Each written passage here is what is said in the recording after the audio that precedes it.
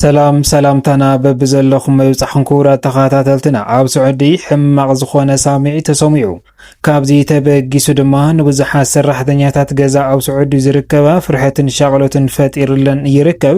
ቅድሚ 3 መዓልቲ ኣብ ልዕሊ ረድኤት እትበሃል ሓፍትና ን16 ዓመት ኣብ ስዑዲ እናሰርሐት ዝነበረት እንትኸውን ን16 መዓልቲ ኣሲሮማ ድሕሪ ምጽናሕ ኣብ መበሊ 7ይ መዓልቲ ህይወታ ከም ዝሓለፈት እዩ ብዝተፈላለየ ማሕበራዊ ሚድያ እንዳተነገረ ነይሩ። ካብዚ ተበጊሱ ድማ ኣብ ብዙሓት ኣሕዋትና ጭንቀት ፈጢሩ ይርከብ። እዚ ድማ እቶም መስርሕቲ ኣካላት ናይ ስዑዲ ኣብዘን ሰራሕተኛታት ወይ ድማ ኣሕዋትና ዝገብርዎ ዘለዉ ኣስካሕካሒ ዝኾነ ፍጻሜ እቶም ኤምባሲታት እውን ዘሕልፍዎ መልእኽቲ የለን። እዘን ኣሕዋትና እዚአን ድማ ንጉሆን ምሸትን ሕዝውን እንተኾነ ስቅያትን መግረፍትን ይበዝሕን ከም ዘሎ እዩ ብዝተፈላለየ ማሕበራዊ ሚድያ እንዳተነገረ ዘሎ ማለት እዩ። ክቡራት ሰማዕትና ን16 መዓልቲ ብምእሳር ኣብ 7ይ መዓልቲ ህይወታ ከም ዝሓለፈ እንዳተነገረ ዘሎ እዛ ሓፍትና እዚኣ ካበይ ብኸመይ ንዝብል ዝርዝር ሓበሬቱ ድማ ናባኹም ክነብሎ ንኸውን። ብተወሳኺ ድማ ኣብዚ ሕዚ እዋን ማለት እውን ስዑዲ ዘውፅአቶ ሕጊ ኣሎ። እዚ ሕጊ እዚ ድማ ነቶም ሰራሕተኛታት ውሽጣ ዝርከቡን ብፍላይ ድማ ነተን ደቂ ኣንስትዮ ኣብ ገዛ ስራሕቲ ንሰርሐን ከምኡ ድማ ነቶም መስርሕቲ ኣካላት ማለት እውን ምስ ኤምባሲ ተስማዕምዑ ሰራሕተኛ ዝወስዱ ኣካላት ስዑዲ ዓረባውያን ንክልቲኦም ኣመልኪቱ ዘውፅአቶ ሕጊ ኣሎ። እቶም ኤምባሲታት እውን ዝነበሮም ሕጊ ኣብ ምምሓሽ ይርከቡ እናተባሃለ ዘሎ ክቡራት ሰማዕትና እዚ እንታይ ይመስል ንዝብል ብተወሳኺ እዛ ሓፍትና እዚኣ ብምንታይ ምኽንያት እያ ሞይታ ንዝብል ዝርዝር ሓበሬቱ ናባኹም እነብሎ ንኸውን። ንምክትታልና ሓቢርኩምና ንመጽናሕ ነዚ ቻነልና እዚ ሓደሽቲ ተዳኣ ኮይንኩም ሰብስክራይብ እናበልኩም ኣባላትና ላይክ ሼር እናበልኩም መደባትና እስካብ መወዳእታ ሓቢርኩምና ጽንሑ። እምበኣርከስ ቅድሚ 3 መዓልቲ ኣብ ስዑዲ ሕማቕ ዝኾነ ፍጻሜ ተፈጺሙ እዚ ድማ ንኹሉ ኣዘራራቢ ዛዕባ ጉዳይ ፈጢሩ ከም ዝነበረ ዝፍለጥ እዩ። እዚ ፍጻሜ እዚ ድማ ኣብ ልዕሊ ረድኤት እትበሃል ሓፍትና ካብ ትኸይድ ን16 ዓመት ዝገበረት እንትኸውን እዛ ሓፍትና እዚኣ ካብቲ ፈለማ ኣብ ትኸደሉ እዋን ብዙሕ ስቅያትን መግረፍትን ዝበጽሓ እንትኸውን ማለት እውን ብየመን ባሕሪ ጌራ ዝኸደት እንትኸውን ኣብቲ የመን ድማ ንኣስታት 1 ዓመት ተኣሲራ ከም ዝጸንሐት እዩ እንዳተሓበረ ነይሩ። ድሕሪ ብዙሕ ችግርን መከራን ድማ ዝሓፍትና እዚኣ ናብ ስዑዲ ኣብ ዝሸገረትሉ ስራሕ እናሰርሐት ንባዓርሳ ኮይና ንቤተሰባ ምዃን ከም ዝጀመረት እዩ እንዳተሓበረ ነይሩ። እዛ ሓፍትና እዚኣ ማለት እውን ቤተሰበይ ክሕግዝ ዓርሰይ ከመሓሽ ናብራይ ከመሓሽ ኢላ ስደት ኣብ ዘምርሕትሉ እዋን ኣብ ስደት ድማ እቲ ሕዚ ገጢምዋ ዘሎ ንኹሉ ሰብ እናሕረቐን ተስፋ እናቁረፀን ይርከብ ማለት እዩ። ክቡራት ሰማዕትና ረድኤት ሓፍትና ከም እንብለኩም እስካብ ትኸይድ 6 ዓመታት ዝገበረት እንትኸውን እዛ ሰብ እዚኣ ድማ ሎሚ ናጋ ክመጽእ እናበለት እስካብ ሕዚ ኣብኡ እናሰርሐት ንቤተሰባ እናሓገዘት ከም ዝነበረት ዝፍለጥ እዩ። እዛ ሰብ እዚኣ ግን ጌጋኣ ብዘይተፈለጠ ኣሲሮም የሳቂዋን ብዙሕ ነገራት ይገብርዋን ከም ዝነበረ እዩ ሎሚ እቲ ምስጢር ወፂኡ ዘሎ።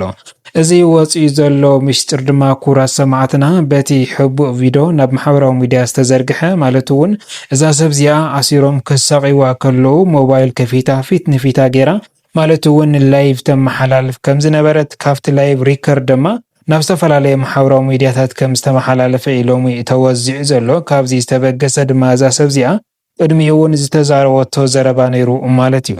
እዛ ሰብ እዚኣ ማለት እውን እትነብረሉ ገዛ ብዙሕ ግፍዕን መግረፍትን ይበጽሓ ከም ዝነበረ ብፍላይ ድማ ብሃይማኖታት ጸቕጢ ይገብሩላ ከም ዝነበሩን ኣብ ምግብታት እውን ይውፅዕዋን ይጎድእዋን ከም ዝነበሩ እዩ በቲ ሕልፍ ደኣ መልእኽቲ እናተመሓላለፈ ዘሎ ማለት እዩ። ክቡራት ሰማዕትና እዛ ሰብ እዚኣ ግን ምንም ዘይገበረት ኣብ ገዛ ማለት እውን ኣብቲ መስሪሓ ኣካል ማንም ሰብ ከይሪኣ ማለት እዩ ኣሲራ ን16 መዓልቲ ተሳቂያ ከም ዝነበረትን ምእሳራ ከኣክል ድማ ብዘይ ማይን ምግብን ከምኡ ድማ ትገርፋ ከም ዝነበረት እዩ ተፈሊጡ ዘሎ። ካብዚ ተበጊሱ ድማ እዛ ሓፍትና እዚኣ ማለት እውን ረድኤት ሓፍትና ኣብ መበሊ 7ይ መዓልቲ ህይወታ ሓሊፋላ ማለት እዩ። ክቡራት ሰማዕትና ብጣዕሚ እዩ ዝሕዝን ንኹሉ ሰብ መፍርሕን ተስፋ መቕረፅን ዝኾነ ተግባር እዩ። ነገር ግን ተስፋና ሙሉእ ኮይኑ ካብቲ ዘለና ፈተናታት ንኽወፅእ ግን ናይ ባዕልና ጥንካሬ ክንውስኸሉ ይግባእ ማለት እዩ። ክቡራት ሰማዕትና እምበር ናይዛ ሓፍትና እዚኣ ዝተፈጸመ ፍጻሜ ተስፋ መቑረፅን ንኹሉ ሰብ ካብቲ ሒዝዎ ዘሎ ዕላማ መሳሓቲ ዝኾነ ነገር እዩ በፂሕዋ ዘሎ። ማለት እውን እዛ ሰብ እዚኣ ወይ ድማ እታ መስርሒታ ን16 መዓልታት እያ ኣሲራታ ቀንያ። ድሕሪ እዚ ድማ ኣብ መበሊ 7ይ መዓልታ እዛ ሓፍትና እዚኣ ብዘይ ማይን ምግብን ስለ ዝነበረ ህይወታ ሓሊፋላ ማለት እዩ። ክቡራት ሰማዕትና ንመዋይቲት መንግስተ ሰማያት የዋርሳ ንቤተሰብ ድማ ጽንዓት ይሃብኩም እናበልና ኢና መልእኽትና ክንሐልፍ ንደሊ ናፍቲ ተወሳኺ ሓበሬታና ማለት እውን ኣብ ስዑዲ ኣብ ዝሕዚ እዋን ወፂኡ ዘሎ ሕግታት ድማ ጽቡቕን ሕማቕን ሒዙ ይርከብ ማለት እዩ። እዚ ክንብል ከለና ክቡራት ሰማዕትና ኣብ ስዑዲ ቅድሚ ዝተወሰነ ግዝያት ማለት እውን ዝተፈላለዩ ሕግታት ነይሮም ተመሓሾም ብኻልእ ሕግታት ዝተጻሕፉ እውን ነይሮም ካብዚኣቶም ድማ ብዛዕባ ስደተኛታት እዩ ዝነበረ ማለት እዩ። ሎም ድማ ፍልይ ዝበለ መልክዑ ኣብ ስዑዲ ተጻሒፉ ዘሎ ኣብ መንጎ ሰራሕተኛታትን እቶም መስርሒ አካላትን ከምኡ ድማ ኤምባሲ ምስ ሃገሮም ዘለዎ ርክብን ዝበለ ሓድሽ ረቂቕ ሕጊ ኣውፅኦም ኣለው። እዚ ሕጊ እዚ ድማ ንገኡ ጽቡቕ ንኻልእ ድማ ሕማቕ እናኾነ እዩ ዝርከብ። ናይ ሓፍትና እዚኣ መሞቲ ምኽንያት እውን በቲ ሓድሽ ሕጊ ወፂኡ ዘሎ ኣብ ስዑዲ እዩ እናተባህለ እውን ጠርጣሪታት እናሓደረ እዩ ዝርከብ ማለት እዩ። እምበኣርከስ እቲ ዘውፅኦ ሕጊ እንታይ እዩ እንተኢልና ሓደ ሰራሕተኛ በቲ መስርሒ አካል ተቆፂሩ ወይ ድማ ካብ ኤምባሲ ኸይዱ ናፍቲ መስርሒ አካል ኣብ ዝበፅሐሉ እዋን እዚ መስርሒ አካል ክጸርፎን ክገርፎን ከንቋሽሸን ላዕልን ታሕትን ከብሎ ከም ዘይብሉ እንተቢልዎ ድማ ልዕሊ 2000 ሪያል ከም ዝቕጻዕ ሕሉፍ ሓሊፉ ድማ ናቱ ሓላፍነት ማለት እውን እንተጉዲሉ ናይቲ ሰራሕተኛ ሰብ ምግቢ ይኹን ዝተፈላለዩ ነገራት እንተጉዲሉሉ እውን እዚ ሰራሕተኛ እዚ ናፍቲ ሕጊ ኸይዱ እንተጠሪዑ ግቡእ ዝኾነ ሓገዝ ተዋሂቦ ካብቲ መስርሒ አካል ንኽወፅን ማለት እውን ነቲ መስርሒ አካል ድማ ቅፅዓት ልዕሊ 2000 ሪያል ንኽቕፅዓዩ ሎሚ ተደንጊጉ ዘሎ ማለት እዩ። በዚ አንጻሩ ድማ እቲ ሰራሕተኛ ብፍላይ ድማ ኣብ ደቂ ኣንስትዮ ኣሕዋትና ዘተኮረ እንትኸውን እቲ ሕጊ ሓንቲ ጓል ኣንስተይቲ ካብ ኤምባሲ ካብታ መስርሒ አካል ድሕሪ ምቁፃር ኣብዚ እዋን እዚ እዛ ሰራሕተኛ ድማ ኣብኡ ዘሎ ገንዘብን ህፃውንትን ሙሉእ ዝኾነ ሓላፍነት ተቐቢላ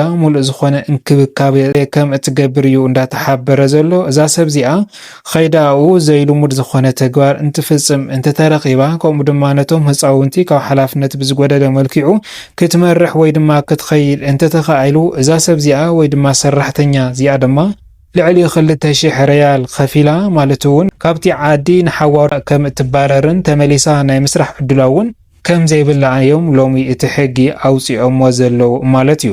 እምበኣርከስ ነቶም ኤምባሲ እውን ዝሃቦም መጠንቀቂታት ኣሎ ማለት እውን ነተን ሰራሕተኛ ግቡእ ዝኾነ ክትትል ንኽግበረለን ኣብ ዝዋንን ዝበፅሕ ዘሎ ግፍዕን ፍርሕን ጭንቀትን ድማ ዝተፈላለየ ሓገዝ እናገበሩ ነዘን ሰባት እዚኦም ንኽሕግዙ እዩ ሎሚ መልእኽቲ ነቶም ኤምባሲታት ተመሓላሊፉሎም ዘሎ ማለት እዩ። ብሓፈሻ እዚ ሕጊ ነቶም መስርሒ አካላት ነቲ ሰራሕተኛ ተዘይተንከባኪብዎ ልዕሊ 2000 ሪያል ከም ዝኸፍል ድሕሪኡ ድማ ማንም ሰራሕተኛ ክጥይቕ ከም ዘይኽእልን ካብ ኤምባሲ ድማ መፅኡ ሰራሕተኛ ክወስድ ከም ዘይኽእልን ብሰራሕተኛ ክግልገል ከም ዘይኽእልን ንሓዋሩ ጠጠው ከም ዘብል እዮም ሎሚ እነጊሮም ዘለው። እዚ ድማ ምስ ልዕሊ 2000 ናይ ቅፅዓት ዋግኡ ሰራሕተኛ ይስእንሎ ማለት እዩ። እቲ መስርሒ አካል እውን ናይቲ ሰራሕተኛ መሰል ተዘይሓልዩ ማለት እዩ። በአንጻሩ እቲ ሰራሕተኛ ኣብ ልዕሊ እቲ መስርሒ እውን ዝተፈላለዩ ሕማቕ ነገራት እንተገይሩ ልዕሊ 2000 ሪያል ከፊሉ ካብቲ ዓዲ ከም ዝወፅን ተመሊሱ ድማ ናፍቲ ዓዲ ኣትዩ ክሰርሕ ወይ ድማ ክሽቅል ከም ዘይኽእል እዩ ሎሚ ሕጊ ኣውፅኦሞ ዘለው ማለት እዩ። ክቡራት ሰማዕትና እዚ ድማ ንኹሉ ኣዘራረብ ዛዕባ ጉዳይ ፈጢሩ ይርከብ። ዝሓፍትና እዚኣ ዝሞተትሉ እውን እዚ ሕጊ ምኽልተ መዓልቲ ክወፅእ ኣመበል ሳልሳይ መዓልቲ ከም ዝሞተት እያ ተነጊሩ ዘሎ። እዚ ድማ እዛ ሰብ እዚኣ ኣብ ዝባና ዝበፅሕ ዘሎ ግፍዓትን ጉድኣትን ኸይደ ክነግር እያ ኣብ ዝበለትሉ እዩ። እዛ ሰብ እዚኣ ናሳ 6 መዓልቲ ድሕሪ ምእሳር ኣብ 7ይ መዓልቲ ሂወታ ሓሊፋ ወይ ድማ ቀቲላታ ዘላ ማለት እዩ። ክቡራት ሰማዕትና እምበኣርከስ ሎሚ ዝበልናዮም ዝርዝር ሓበሬታና እዚኦም ይመስሉ ነይሮም። እስካብ መወዳእታ ሓቢርኩምና ፀናሕኩም ካብ ልቢ እናመስገና ሰላምታይ ንዓኹም።